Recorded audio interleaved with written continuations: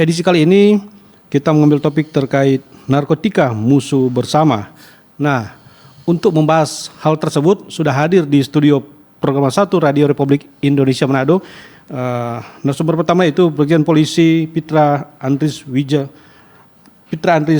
Ratulangi, SIK MM, yang juga Kepala BNN Provinsi Sulawesi Utara. Selamat pagi Pak Pitra. Selamat pagi Pak Bobi, selamat pagi pemirsa Pro 1 RRI. Gimana kabar hari ini Pak? Puji Tuhan sehat-sehat, Oke. dan kita bersukacita terus. Oke, selanjutnya juga hadir Bapak Lengkana Nasman, yang juga seorang psikolog yang banyak menangani terkait rehabilitasi orang-orang yang terkena narkoba.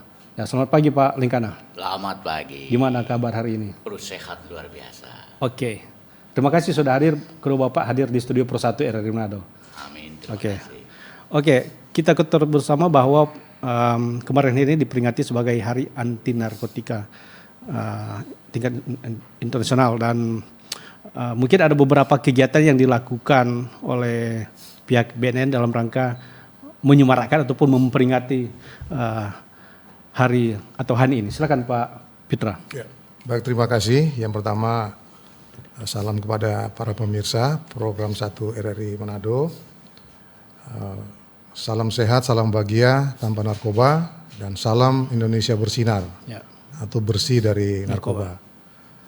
Kali ini, tahun ini kita menyelenggarakan rangkaian kegiatan memperingati HANI atau Hari Anti Narkotika Internasional dengan mengusung tema yaitu masyarakat bergerak bersama melawan narkoba menuju Indonesia bersinar. Ya.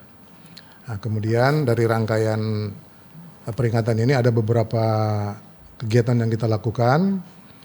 Di antaranya yang internal dulu, kita biar senang-senang, kita happy, kita bikin lomba masak nasi goreng. Ya, yang kayak gathering gitu ya, kebersamaan. Ya, gitu. Dan ini sangat luar biasa menciptakan kebersamaan. Dan kebetulan yang juara itu dari BNNK Sangihe. Ya. Jauh-jauh datang dari nyeberang laut dan tidak percuma juara 1 mereka. Juara keduanya dari BNK Manado, yang ketiga dari Bolmong. Nah, di samping itu ada beberapa kegiatan kita, di antaranya juga kita mendeklarasikan deklarasi anti narkotika masyarakat pesisir, Ya. yang kita laksanakan di pantai pantai HRTI di Bitung. Ya. Itu namanya deklarasi anti narkoba masyarakat pesisir dan perbatasan Indonesia, yang di Kelurahan Tanjung Merah itu. Kemudian kita kunjungan ke Taman Makam Pahlawan, kita juga ke panti-panti sosial, panti asuhan. Kemarin itu di Arama Tuminting. Nah, kemudian ada nanti donor darah hari ini. Barangkali kalau masyarakat ada yang ingin mendonorkan darah, silakan datang ke kantor BNN Sulawesi Utara. Jalan 17 Agustus. Ya, deretan kantor gubernur. Di situ nanti akan dimulai jam 9. Oke. Nah, kemudian nanti kita besok ada penempelan stiker di kendaraan-kendaraan, yang intinya kita mengajak, kita memberikan pesan-pesan untuk masyarakat mau menolak dan bahkan melawan penyalahgunaan narkotika. Kemudian nanti ada juga beberapa kegiatan yang memberdayakan masyarakat, seperti BIMTEK memberikan kemampuan-kemampuan, memberikan kemampuan life skill, agar supaya masyarakat ini punya ketahanan secara secara pribadi dari sisi ekonomi. Oh, ya. Dan banyak sekali sebenarnya, kalau saya mau uraikan cukup banyak. Cukup panjang, oke. Oke Pak Pitra, kalau membahas terkait narkotika ataupun narkoba ini sangat luas. Kita mulai dari pencegahan, penindakan, rehabilitasi, dan lain sebagainya. Nah, kalau kita datang dulu atau kita bahas pertama terkait pencegahan. Apa sih program pencegahan yang dilakukan oleh BNN Provinsi Sulawesi Utara sehingga ini generasi muda ataupun ini narkoba tidak merambah ke anak muda? Silakan Pak. Iya, baik, terima kasih. Kalau kita bicara pencegahan, itu memang salah satu program kita yang namanya singkatannya P4GN. Oh ya. Pencegahan, pemberantasan, peredaran narkoba, kira-kira begitu. Nah, kalau khusus pencegahan ini ada beberapa kegiatan yang memang ini dia lebih soft kepada masyarakat ya. Kita kenal dengan istilahnya pendekatan ini ya, pendekatan yang lebih soft. Ya.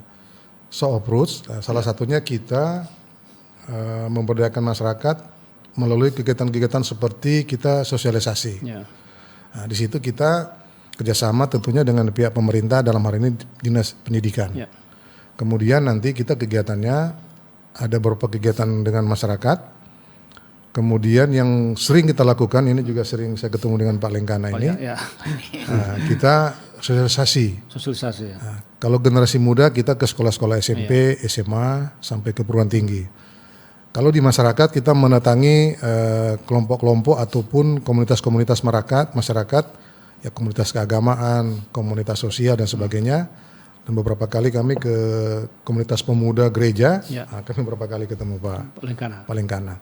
Dan juga kegiatan-kegiatan yang ya intinya ini ya, kita mengajak masyarakat untuk setidaknya dia menjadi polisi bagi diri sendiri dalam hal melawan ya, mencegah narkotika. Karena kebanyakan masyarakat ini yang jatuh ke dalam lingkaran peredaran narkotika ini karena ketidaktahuan. Ketidaktahuan tentang narkotika ini, baik bentuk dan modelnya, termasuk akibatnya. Ini yang mereka banyak tidak tahu. Nah, narkotika ini kalau mereka sudah masuk, mereka sudah kena pertama kali, itu pasti akan kena kedua kali. Kenapa? Karena barang ini barang yang Adiktif ya. sangat sangat adiktif, sangat kecanduan. Kecanduan ya. Sehingga kalau orang sudah masuk ke narkotika, dunia narkotika, itu akan sangat sulit sekali dia untuk keluar. Makanya kita ini penting sekali pencegahan, karena kalau dia sudah kena, yaitu kasihan yang kena ini sepanjang hidupnya itu dia akan diselimuti atau dikelilingi oleh kesengsaraan. Oke. Gitu. Oke, kita ke Pak Lengkana. Pak, biasanya teman dekat ini yang pertama yang mengenalkan seperti yang telah diungkapkan oleh Pak Pitra. Nah, seberapa kalau dilihat dari psikologi, seberapa memang pengaruh seorang teman ketika dia mengajak temannya untuk menggunakan barang terlarang ini? Ya besar, karena kita mendapatkan yang baik-baik dari teman, diajak oleh teman, tetapi melakukan perbuatan yang salah juga dari teman. Dari teman. Selain malah kita mencari, akhirnya juga kita mempengaruhi teman. Aduh, cilaka. Oke. Biasanya kan setahu kami ada juga program bersinar, kampung bersinar. Nah, sejauh mana untuk program kampung bersinar atau sekolah bersinar atau yang pasti yang bersinar dari narkoba? Ya. Terima kasih. Memang kita ke depan kita akan melakukan beberapa kegiatan yang nanti kita melibatkan tokoh masyarakat, kemudian pemuda, termasuk tokoh-tokoh agama dan pemerintah tentunya. Kita akan mencanangkan ada beberapa tempat di desa-desa utara ini yang kategorinya waspada. Kategori desa ini kan ada rawan, waspada, dan siaga. Oh, ya. Nah, kita nanti akan mencanangkan ada 2 tempat, satu di Kabupaten Minahasa Utara, kemudian satu di Kota Madya Manado. Kita bersyukur karena untuk Sulawesi Utara ini dari tahun ke tahun kita menurun ya. Kalau dulu 2021 itu ada sekitar 149 desa yang kategorinya rawan dan waspada. Ya, nah, tapi terakhir-terakhir ini data kami yang kami dapat dari BNN Pusat, kita sekarang tinggal kurang lebih ada 29 saja. 29 desa. Nah, itu pun bukan yang rawan ya, yang waspada. Nah, tapi waspada pun, siaga pun tetap mesti kita jaga, jangan sampai lalai kemudian peredaran gelap narkotika ini bisa leluasa. Nah, nanti kita akan menyelenggarakan itu, kita akan mengundang masyarakat tentunya, kemudian yang pasti pemerintah, dan kemarin kita bersyukur pemerintah Provinsi Utara pada waktu perayaan HANI kemarin mereka sudah menyatakan akan mendukung all out. Ya. Jadi kita bersyukur dan tentunya ke depan ini kita akan kegiatan-kegiatan dan tunggu saja nanti Moros-Bidar kita, ini sedang kita rancang. Karena itu dia ada tahapannya soalnya. Jadi kita tidak bisa tiba-tiba mencanangkan ini desa bersinar, tidak. Itu ada tahapannya, ada penilaiannya. Kalau memang sudah dianggap dia sudah layak kita katakan bersinar, nanti akan kita canangkan bersama dengan pemerintah dan masyarakat tentunya.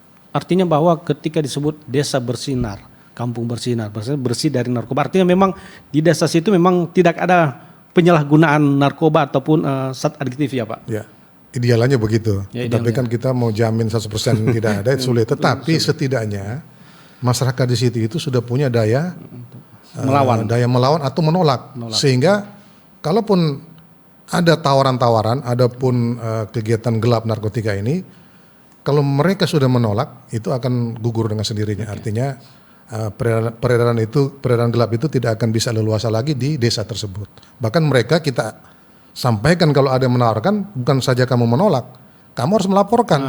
Sehingga orang-orang yang mencoba-coba ini bisa kita deteksi dan ya kita rantas kan begitu. Oke. Ya. Artinya bahwa harus berani bersuara juga kan, speak up, menyampaikan bahwa bisa melapor jika memang ditemui di sekitar tempat tinggal ataupun teman ini menggunakan barang terlarang ya Pak. Iya, dia menolak dan dia melapor. Bahkan kita ajarkan kalau kamu nanti punya pacar yang kamu cintai sekalipun, yang paling kamu cinta, Harus putuskan. ketika kamu ditawarkan narkoba, harus kamu putuskan pacar itu. Kenapa? Itu bukan masa depanmu. Itu dia akan menjadi penghancurmu. Bisa merusak masa depan. Nah, sampai sebegitu kita kalau kita membentuk suatu desa bersinar. Oke. Sebelum kita lanjut dalam dialog kita pada pagi hari ini, kita dengarkan dulu yang berikut ini.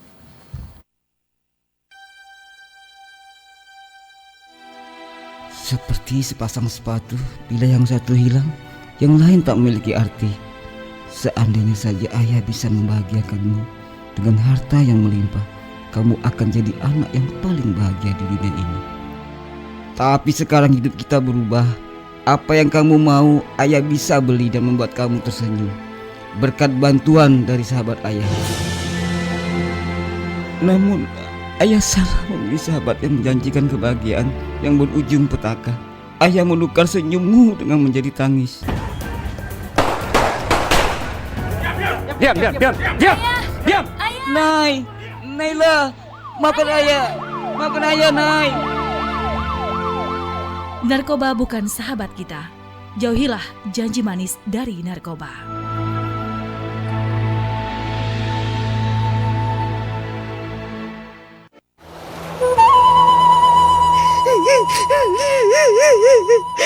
Tuhan, kemananya aku yang udah tua ini? Siapa yang mengurus aku? Ibu kenapa menangis? Ada apa, Ibu? Ada anakku satu-satunya. Dipakainya narkoba itu. Akhirnya ditangkap polisi lah dia. Sekarang sendirian aku di rumah ini. Siapa kawanku? Bapaknya pun udah gak ada ya lagi. Tuhan, kemananya aku? Tuhan. Bayangkan jika itu adalah tangisan ibu Anda. Jauhi narkoba. Pro 1, kanal informasi dan inspirasi. Pro 1, kanal informasi dan inspirasi.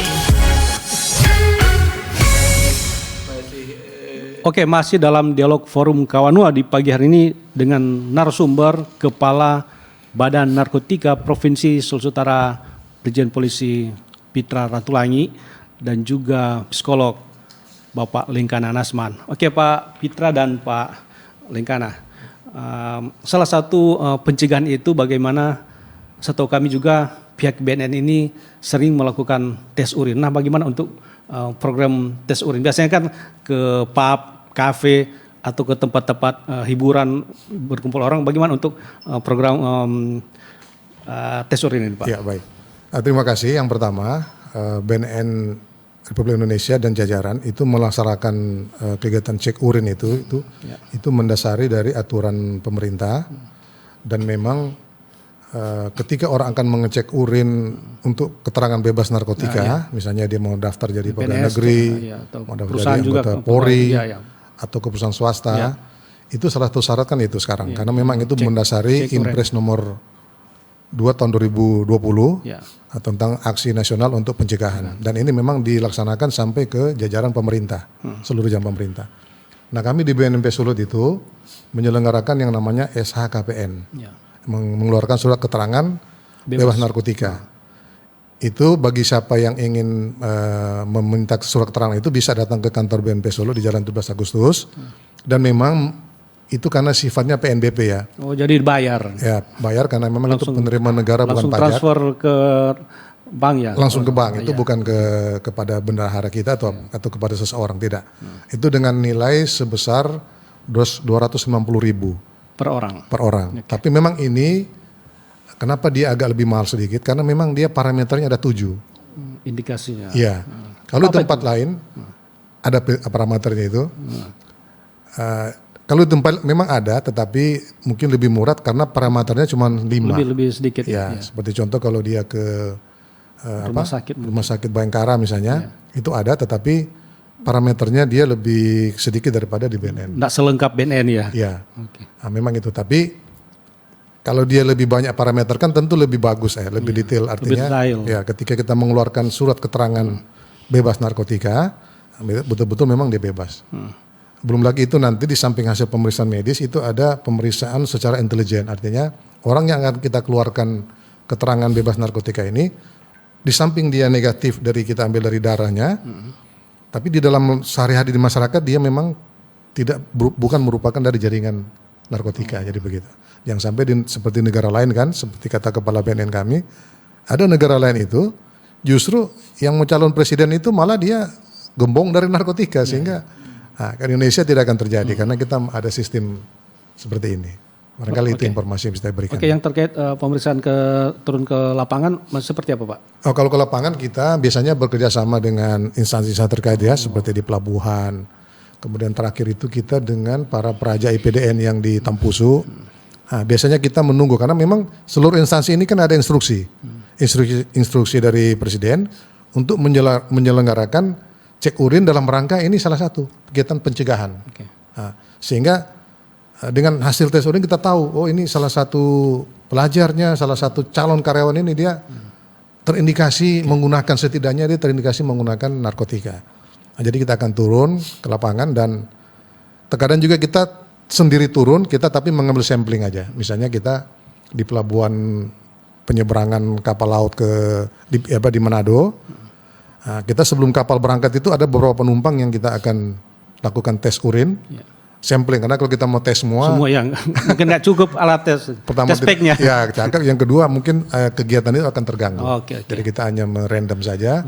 Dan selama ini memang kita belum menemukan ada penumpang yang terindikasi positif narkotika. Oke Pak Lingkana, Pak Pitra tadi menyampaikan ketika melakukan sosialisasi pencegahan narkotika ini sering bertemu dengan Pak Lingkana. Nah, biasanya kalau Bapak dari sebagai seorang psikolog, apa sih yang disampaikan ketika melakukan sosialisasi kepada masyarakat, khususnya generasi muda ini agar tidak ataupun terhindar dari penyalahgunaan barang haram ini? Silakan Pak. Ya, memang saya bersyukur ya, sering bertemu, sering banyak informasi yang saya peroleh dari Pak Pitra ini karena setelah BNN. Dulu saya juga bekerja di BNN, anak buahnya Pak Pitra ini. Setelah pensiun, tetap saya masih melaksanakan ini. Biasa ini Pak.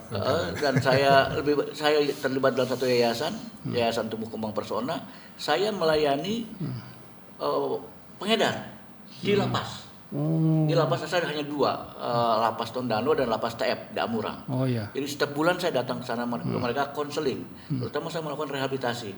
Beda rehabilitasi dengan pengguna dengan pengedar, lain sekali itu. Lalu kedua, memang terutama ke komunitas populasi kunci, ke penderita HIV/AIDS, ke anak-anak jalanan. Nah ini saya juga melakukan konseling satu-satu. Pekerja jalan, pekerja malam juga ya? Pekerja malam. Ya itu sebenarnya populasi kunci ya. Apa yang sering Pak Lingkana sampaikan kepada mereka agar mereka tidak lagi melakukan hal tersebut? Iya, nah ini karena pecandu itu nggak sembuh. Nggak ada obatnya. Sama dengan sakit diabetes, tidak sembuh kan, tidak ada obatnya. Ada obatnya tapi hanya untuk maintenance saja supaya tidak. Pecandu tidak sembuh karena gangguannya otak. Otaknya kalau udah rusak, udah nggak bisa diperbaiki lagi, rehabilitasi lagi. Tidak ada, rehabilitasi hanya untuk supaya mereka jangan kembali. Mengurangi aja bisa, tapi memang mengobati itu nggak bisa ya. Tidak sembuh, tidak bisa disembuhkan. Itu yang saya sampaikan. Itu sebabnya lebih bagus jangan. Lain saja kegiatan yang lainnya daripada menggunakan narkoba. Udahlah happy saja dengan cara yang lain. Itu yang sering saya sampaikan pada mereka. Oke, biasanya dari anak kecil ada juga yang mereka menjual kayak permen yang padahal di dalamnya itu mungkin sudah ada zat adiktif. Bahkan juga mungkin sekarang juga anak muda yang lagi heboh ini ngelem, ehabon. Nah, bagaimana, kenapa memang anak muda ini yang menjadi sasaran tembak dari para pengedar ini? Ya, ini yang menjadi tren ini dari zaman sampai sekarang itu masih ya. Lem ini itu penyalahgunaan. Tidak bisa kita larang orang menjual lem karena itu kebutuhan rumah tangga juga. Ada penggunaan yang efektif tapi penyalahgunaan disalahgunakan oleh anak-anak ini. Makanya BNN terutama ada izin untuk menjual ini, jangan sampai anak-anak beli. Itu dibatasi. Jadi tidak sembarang orang menjual lem, ada izin khusus, dan tidak sembarang orang juga beli lem. Itu, dan mereka ternyata kecanduannya lebih parah dibandingkan narkotika. Ini daya serangnya lebih parah. Yeah. Dan saya dulu zaman saya aktif tidak bisa direhabilitasi. Yeah. Lido itu tidak ada untuk merehabilitasi ini karena belum ada SOP-nya. Termasuk di Makassar belum ada SOP-nya. Tapi sekarang sudah ada ya, ada perkembangan selanjutnya nanti bisa. Tapi dan memang susah. Dan akhirnya mereka jadi gangguan jiwa. Oh iya. Gangguan jiwa jadi ditangani oleh psikiater, itu pun tidak sembuh. Oke. Sembuhnya sulit ya. Susah sembuh. Selain daripada akhirnya ya lebih banyak meninggal ya. Oke. Pak Pitra, ini kan juga seperti yang saya tanyakan ke Pak Lengkana ini, anak muda, bahkan ada dari anak sekolah ini, ada yang mungkin para penjual menjual permen, yaitu ternyata di dalam itu sudah ada mengandung zat adiktif yang mengandung narkotika. Apakah sejauh ini juga pernah di Manado atau Sulawesi Utara ini ditemukan hal tersebut? Ya. Kalau terkait dengan permen yang mengandung zat adiktif itu, kalau di Sulawesi Utara sepanjang ini kami belum menemukan. Ya. Tapi kalau di tempat-tempat lain memang udah pernah. Di Jakarta, di Sumatera pernah, tapi itu sudah ditindak oleh bagian pemberantasan. Nah, kemudian saya tadi tertarik terkait dengan ehabon tadi ya. Itu. Nah, memang ehabon ini kan pertama dia dijual bebas. Ya, untuk kebutuhan untuk kebutuhan yang lain sebetulnya macam-macam. Tapi itulah makanya disalahgunakan oleh anak-anak yang ya memang karena dia relatif murah kan. Ya. Kalau dia mau narkotika kan jauh lebih mahal. Kalau ehabon kan lebih murah. Ya. Nah, di sini memang kita perlu suatu strategi juga. Bagaimana supaya kita mengatasi ini untuk menekan jangan sampai anak muda ini karena dia bukan diedarkan ya, memang itu kan dijual bebas di toko-toko hanya saja bangunan juga. Ya. Anak-anak ini yang terjebak di penggunaan ehabon ini, dia juga akan sulit keluar karena dia termasuk zat adiktif yang berbahaya, yang tadi sampai yang paling kanan sampai ada yang sampai gangguan jiwa. Nah, di sini kita tentunya perlu strategi. Kami sedang akan membahas juga dengan pihak pemerintah daerah, baik di provinsi maupun di kabupaten kota. Ya. Nah, kita barangkali perlu bikin regulasi-regulasi daerah kayak perda gitu. Ya, yang sifatnya mengatur supaya salah satu contoh pedagang-pedagang lem ehabon ini tidak bisa menjual kepada anak di bawah umur. Tidak bisa menjual kepada anak-anak sekolah. Tetap dijual silakan, tetapi artinya jangan salah jual.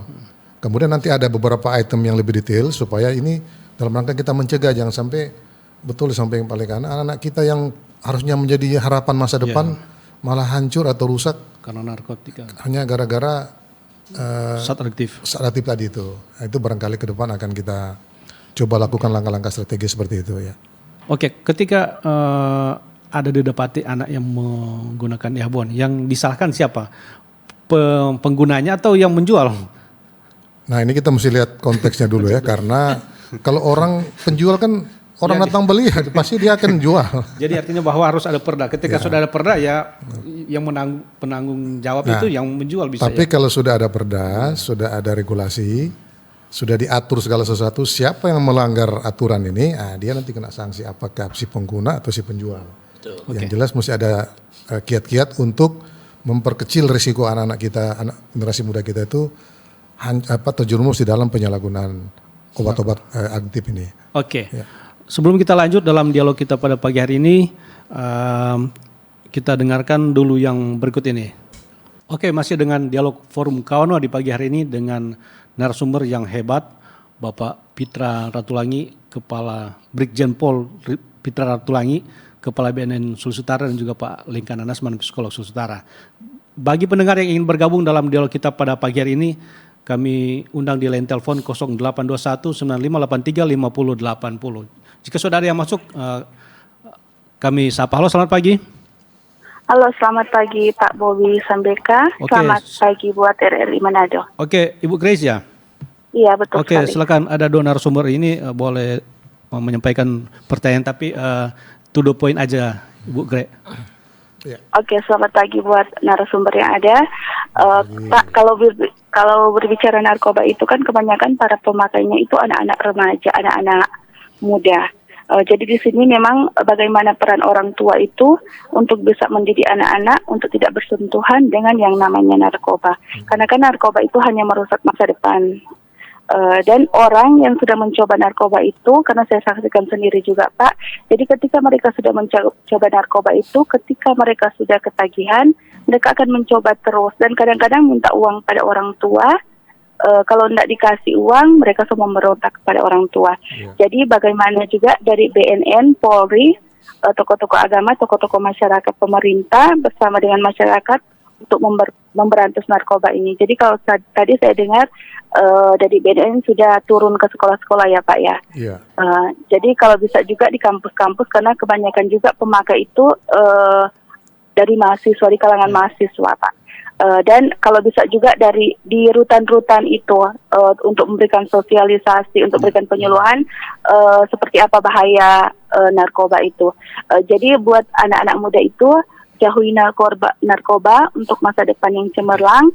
Jadilah pahlawan bagi diri sendiri dan orang-orang yang kamu cintai dengan menolak narkoba. Jadilah generasi yang sehat dan cerdas.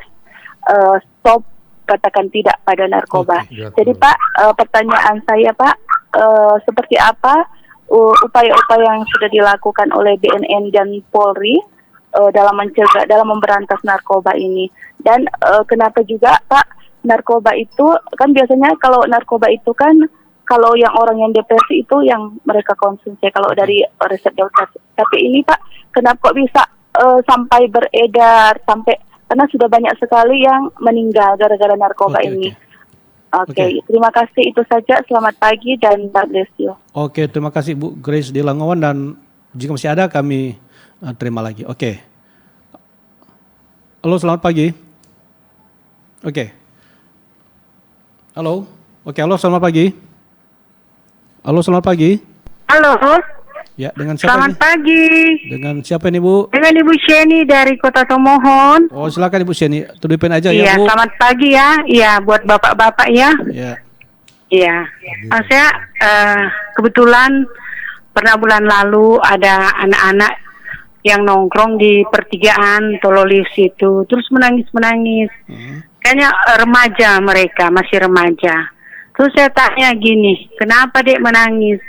Tante, dia mau kasih suruh cium itu, katanya apa, semacam lem gitu. Oh jangan ya, kalau begitu Ibu Sheni semua lapor ke polisi. Langsung minggat orang Pak. Jadi pertanyaan Ibu Sheni ya, memang kalau sebagai ibu rumah tangga ya harus kontrol kepada anak-anak kita, sekali-sekali makan bersama, terus ditanya apa kabar, pelajaran di sekolah, begitu ya. Kita jangankan kita sibuk di kantor atau sebagai ibu rumah tangga, kita tidak perhatikan anak kita. Itu saja Pak. Gimana anak-anak ini ya, yang sudah terganggu dengan itu, gimana Pak? Ya. Ya, terima kasih Pak. Shalom. Shalom. Oke, terima kasih Bu Sheni. Mungkin satu lagi pendengar yang ingin bergabung, ingin bertanya ataupun sharing kepada kedua narasumber, kami persilakan sebelum ditanggapi oleh kedua narasumber ini terkait pertanyaan-pertanyaan yang disampaikan. Halo, selamat pagi. Halo. Halo. Selamat pagi. Selamat pagi. Dengan Ibu siapa nih? Dengan Umi Cintalena di Mapangat. Oke, Bu Cintalena silakan. Iya. Pertanyaan saya, apakah ada keuntungan pemakaian narkoba untuk dunia medis? Dan bagaimana hukumnya itu, Pak? Dan pertanyaan saya selanjutnya untuk Bapak yang dari psikolog. Ya. Di lapangan itu, Pak, artinya sebenarnya apa yang menjadi dasar utama, ya kalau bicara ekonomi, narkoba ini kan uangnya banyak ya.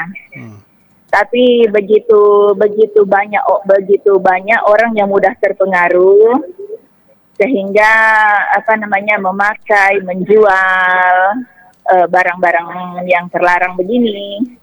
Dan khusus generasi muda, Pak, sampai sejauh mana peranan orang tua dan pemerintah, terutama ya pihak yang berwenang, sampai dengan saat ini apakah efek jera yang diberikan selama ini masih kurangnya sehingga narkoba sampai hari ini masih tetap ada di muka bumi begitu. Terima kasih, selamat pagi. Oke, terima kasih Ibu Cintalena. Mungkin langsung ditanggapi oleh kedua narasumber dari Pak Pitra dulu. Silakan, Pak. Ini langsung 3-3 berarti. Ya, 3-3 aja. Ya, oke. Ya, terima kasih dulu, saya apresiasi kepada Ibu Grace, Ibu Sieni dan Ibu Cintalena yang sudah berpartisipasi soal narkotika ini ya. Yang pertama, kalau saya telah ini pertanyaan Ibu Grace dengan Ibu Sieni hampir sama ini. Nah, untuk Ibu Grace ini peran orang tua memang betul itu sangat penting. Makanya kita di BNN itu ada kegiatan yang namanya pemberdayaan keluarga, kegiatan ketahanan keluarga anti narkotika. Ada banyak kegiatan kita seperti itu, dan di situ kita berdayakan tentunya ibu-ibu ini, ya karena ibu-ibu ini yang paling dekat dengan anak-anak. Baik mengasuh, membiayai, ya datangnya dari ibu terutama. Kalau bapak-bapak kan mungkin ada 1-2 bapak yang dekat dengan anak, tetapi rata-rata yang dekat itu ibu-ibu. Itu ada kegiatan-kegiatan, Bu, makanya nanti kalau ada kegiatan seperti itu, ibu-ibu memang harus terlibat, harus hadir, harus, karena di situ ada beberapa skill atau kemampuan yang nantinya kita berikan kepada ibu-ibu supaya mereka punya itu. Karena kalau berharap kepada BNN, ya BNN kan kita bisa hitung berapa jumlah personil BNN menjangkau masyarakat Nusantara ini yang jumlahnya 2,5 juta sekian ini sangat sulit. Jadi ini peran ibu-ibu yang penting. Kemudian kalau kegiatan kita turun ke sekolah-sekolah, Bu, juga ke kampus-kampus kita turun, bukan hanya ke sekolah-sekolah. Nah, tapi sekali lagi kampus-kampus yang kita datangi juga itu terbatas karena yang pertama ini masalah waktu kan. Nggak mungkin kita akan langsung menyampaikan kepada sekian perguruan tinggi. Nah, memang ini dia bertahap. Berkelanjutan, bertahap. Tetapi tidak kalah penting juga ketika ada kampus-kampus yang menyelenggarakan kegiatan kemudian mengundang kita. Ini yang lebih bagus lagi. Karena kalau kita yang datang ke sana belum tentu juga mahasiswa-mahasiswa ini ada yang siap menerima. Tapi kalau kita yang diundang, mereka yang siap. Ada inisiatif dari pihak kampus untuk mengundang pihak BNN ya. Kita yang datang itu lebih bagus. Artinya karena memang ini mereka ingin minta informasi terkait dengan informasi-informasi terkait dengan masalah narkotika ini. Kemudian seperti apa yang kita lakukan? Banyak kita, Bu, ya, kita ketika ada penerimaan mahasiswa baru, nah itu beberapa kampus sering mengundang kita. Menjadi pembicara ya. Dan memang di situ namanya mahasiswa baru itu seperti di Unima sampai ribuan itu. Kemudian di Unsrat dan di Unpi juga pernah kita banyak sekali. Dan itu sangat efektif karena di situ kita menanamkan mereka sikap-sikap tadi itu, sikap-sikap untuk melawan atau diri sendiri yang sudah menolak. Jadi kita perkenalkan ini jenis narkotika, kemudian apa kiat-kiat yang mesti kalian lakukan, termasuk bagaimana sih modus-modusnya narkotika ini supaya mereka jangan mudah untuk terjebak di dalam penyalahgunaan narkotika. Seperti sampai yang paling kanan tadi, kalau sudah terjebak, itu larinya ke otak yang rusak gitu. Ya, ke otak sudah rusak, bisa sampai gila. Ya, nah itu ya Bu Sieni yang kita lakukan. Pak Ibu Grace. Kemudian Ibu Sieni tadi mengatakan tadi ada anak-anak yang nangis-nangis di Simpang Tolulu itu, ternyata gara-gara dia ditawarkan dari Ehbon kalau nggak salah ya, lem. Nah Ibu, seperti ini masyarakat yang kita harapkan partisipasi seperti ini. Nah, mungkin ini yang Ibu Seni, mungkin ada juga yang lain, tapi tidak tahu mau mengadu kemana toh. Nah di sini saya akan sampaikan, Bapak Ibu kalau misalnya menemukan seperti kasus yang disampaikan Ibu Seni Tomo tadi, bisa menginformasikan pada kita, nanti kita akan ambil langkah-langkah. Kalau mau catat silakan saya sampaikan sekarang ya. Nah Bapak Ibu atau pemirsa Pro 1 RRI, kalau ada informasi tentang tadi orang menawarkan habon, orang menawarkan narkotika, atau ada tetangga kita yang menggunakan narkotika, bisa kasih informasi ke kita ya, silakan dicatat. 0895 0779 0799 nah, 0779 ya. Saya ulangi dari awal ya. 0895 0779 7888. Saya ulangi 0895 0779 7888. Nah, di sini Bapak Ibu bisa kasih informasi apapun, apakah itu orang menggunakan, apakah itu orang menawarkan, apakah Ibu melihat tetangga ada yang main-main dengan narkoba, kasih informasi ini 24 jam dan kita akan jamin kerahasiaannya. Jadi Bapak Ibu tidak usah perlu takut. Orang yang memberi informasi akan kita jaga identitasnya. Ini hanya kita yang tahu. Kalaupun orang lain tahu mungkin ya si pemberi informasi sendiri yang memberitahu. Kalau dari kita tidak akan mungkin. Dijamin kerahasiaannya. Dijamin kerahasiaannya. Karena ini kan berisiko juga kalau orang berinformasi. Nah, kemudian yang Ibu Cinta, apa sih keuntungan Ibu Cinta Lena dari sisi medis ketika memanfaatkan narkotika?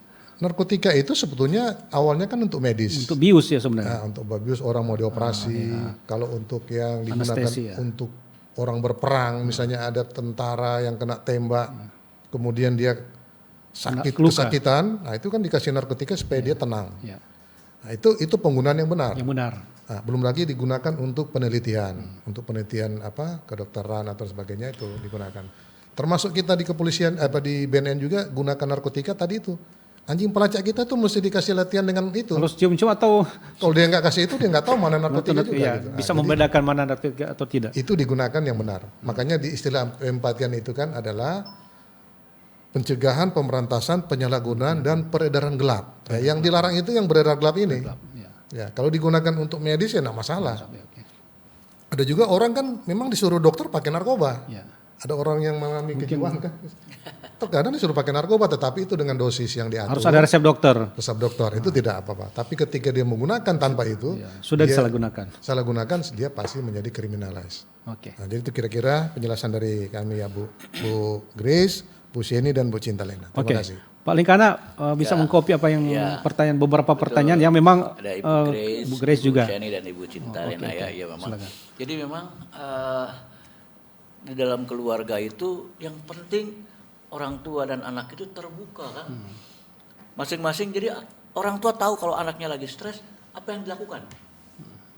Orang tua juga pernah stres kan. Anak harus tahu juga kalau orang tua lagi stres ngapain nih mama ini tidur-tidur terus. Oh stres dia. Sakit kepala. Habis doi. Papa kalau stres bagaimana?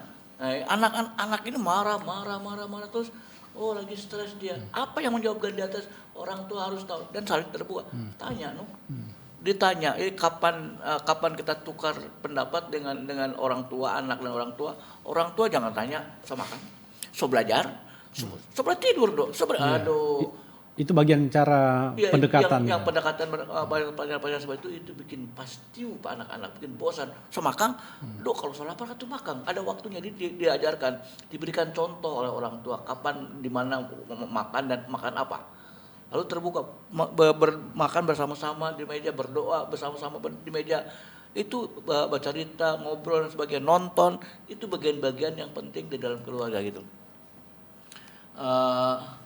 Lalu tentang dilaporkan ada yang menawar-nawarkan itu kan banyak sekali dari teman kan dilaporkan. Jadi kita diajarkan dulu, saya dilatih oleh BNN, akhirnya juga kita melatih bagaimana anak menolak say no to drug itu kan menolak, jangan cuma menolak, mengajak anak lain untuk buat positif, untuk berprestasi. Kalau ada yang menawarkan Mari kita dapat lem abon. Mari orang belajar, mari orang olahraga, mari orang main gitar, mari orang aktif di gereja. Baku lawan orang lawan mempengaruhi anak-anak yang lain. Jadi kita ajarkan pada anak yang belum terkena ini untuk memiliki prestasi di dunia olahraga, di dunia pelajaran, di dunia kesenian, di bidang apapun, untuk bangga, untuk pikiran-pikirannya itu hanya dalam pelajaran, di olahraga, di kesenian. Tidak ada lagi untuk pikiran-pikiran untuk narkoba. Lu rugi kalau atlet pakai narkoba, mau prestasinya mau kalah. Kalau taekwondo pakai doping, KO dia, mau KO dia.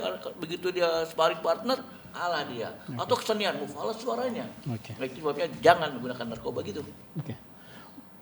Tadi juga menyinggung bagaimana ini masuk ke narkoba ini masuk ke lapas ataupun penjara. Nah, bagaimana sih kalau Pak Lengkana kan juga sering masuk ke dalam lapas atau penjara untuk melakukan mungkin sosialisasi ataupun memberikan pencerahan. Nah, sering kan pasti ketemu sama para pengedar ataupun mantan. Nah, apa yang mereka sering sampaikan ketika mereka ini kan pelaku ini mereka terus yang melakukan. Kenapa mereka sering melakukan hal ini, sering melakukan pengedaran ini ataupun memanfaatkan narkoba ini? Saya mau sampaikan bahwa kalau di penjara itu terutama adalah pengedar. Jangan main-main, minimal 6 tahun. Minimal. Ada 20 tahun. Ada 15. Udah banyak, Pak.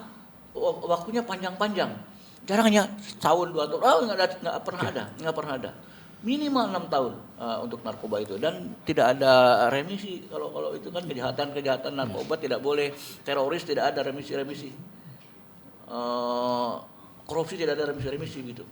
Ini termasuk narkoba tidak ada remisi. Jadi mereka vonisnya tinggi di lapas itu, dan mereka sekarang direhabilitasi BNN, melakukan rehabilitasi di lapas-lapas, baru dapat orang dengan BNN.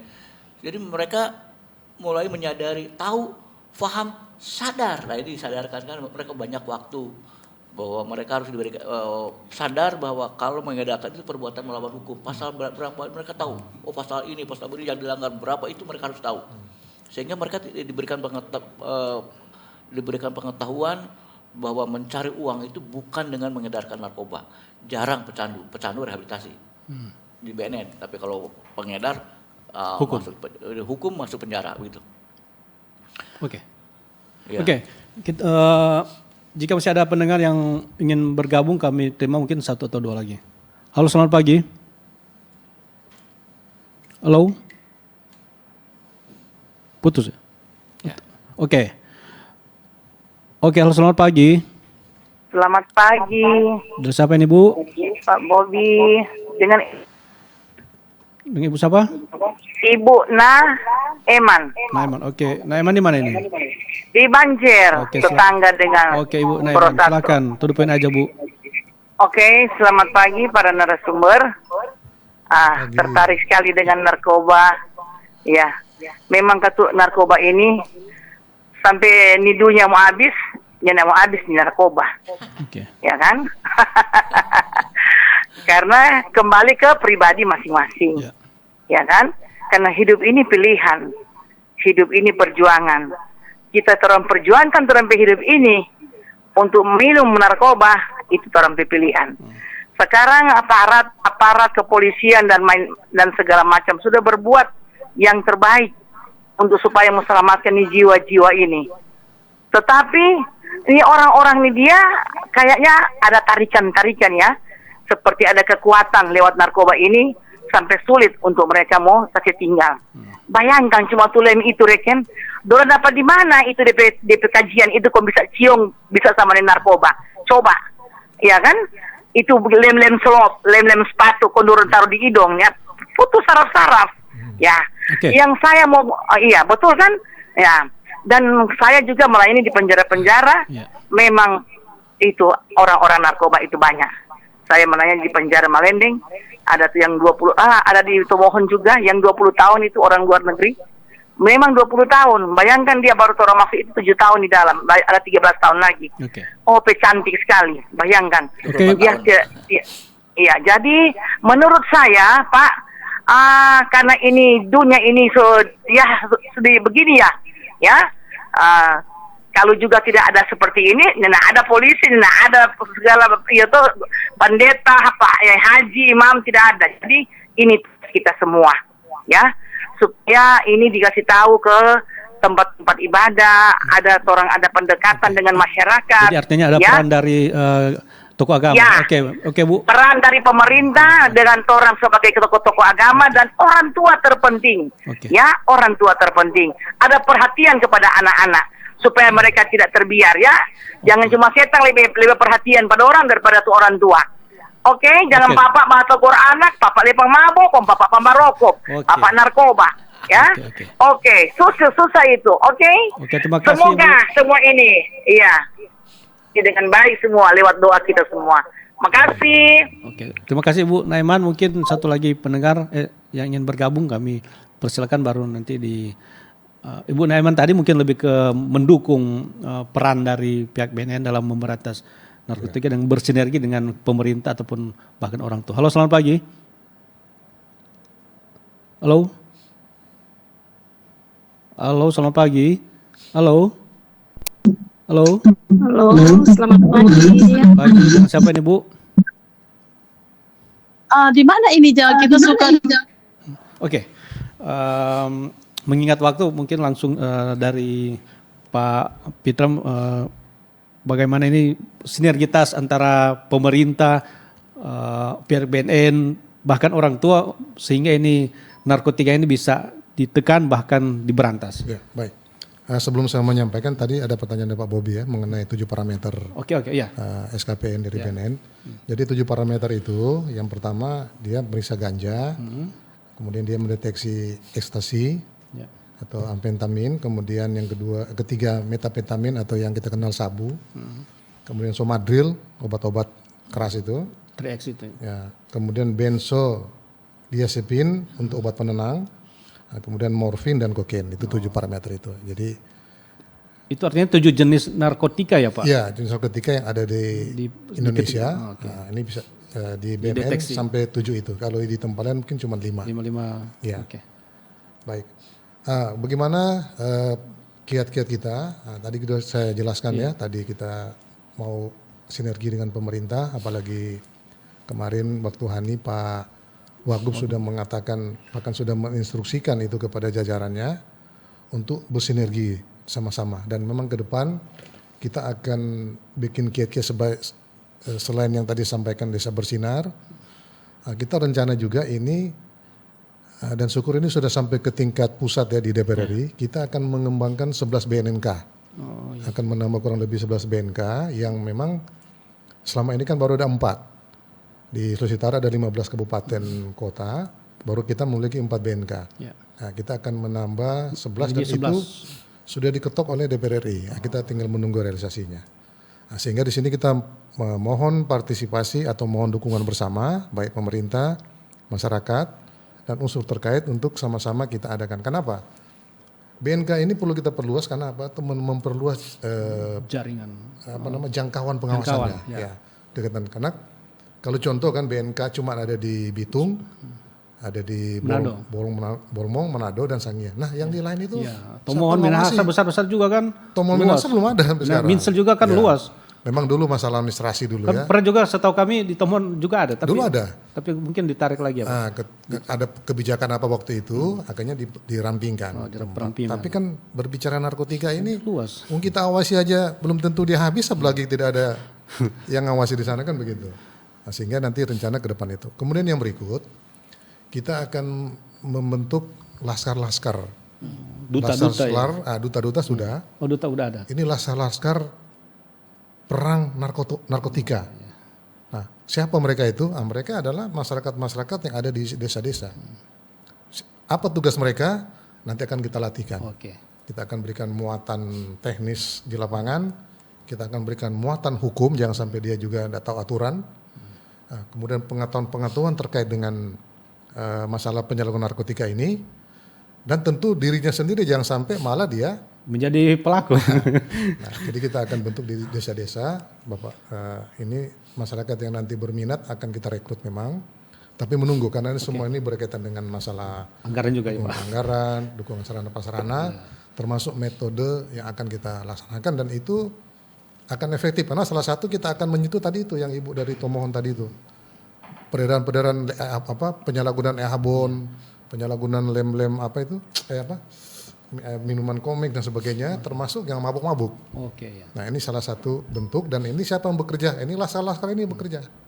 Tapi mereka tidak liar ya, mereka akan kita latihkan, kita akan berikan kemampuan sehingga ketika mereka bekerja, mereka betul-betul profesional.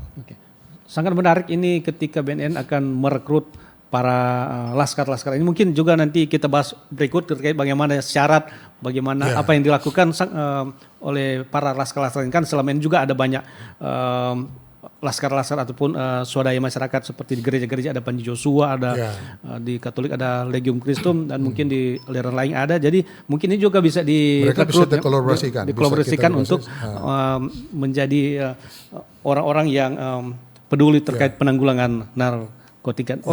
Mengingat waktu mungkin ada closing statement dari setiap narasumber mulai Pak Pitra. Silakan Pak Pitra. Nah, saya memesankan kepada seluruh masyarakat Sulawesi Utara, terutama kepada para generasi muda. Karena biasanya menjadi sasaran itu adalah generasi muda. Yang generasi tua juga belum tentu tidak, tetapi kebanyakan itu generasi muda. Saya berpesan di sini kepada anak-anakku, kepada penerus bangsa ini, kalian jangan pernah mau tahu bagaimana rasanya narkoba itu. Jangan pernah mencoba. Silakan mau enjoy, silakan mau bergaul, silakan mau cari pengetahuan, silakan mau lakukan aktivitas. Tapi satu pesan saya, di antara kegiatan-kegiatan itu, jangan pernah sekalipun kalian mencoba menggunakan narkotika. Kenapa? Kalau sudah masuk ke narkotika, dia pasti akan ketagihan dan tidak akan bisa keluar lagi. Ujung-ujungnya ketika mulai pakai narkoba, di saat dia pakai sampai dengan kehidupan dia terakhir, dia hidupnya sengsara. Karena ini pekerjaan iblis, mohon maaf, ini pekerjaan iblis, tugasnya merusak manusia kan begitu. Jadi jangan pernah sekalipun mencoba menggunakan narkoba.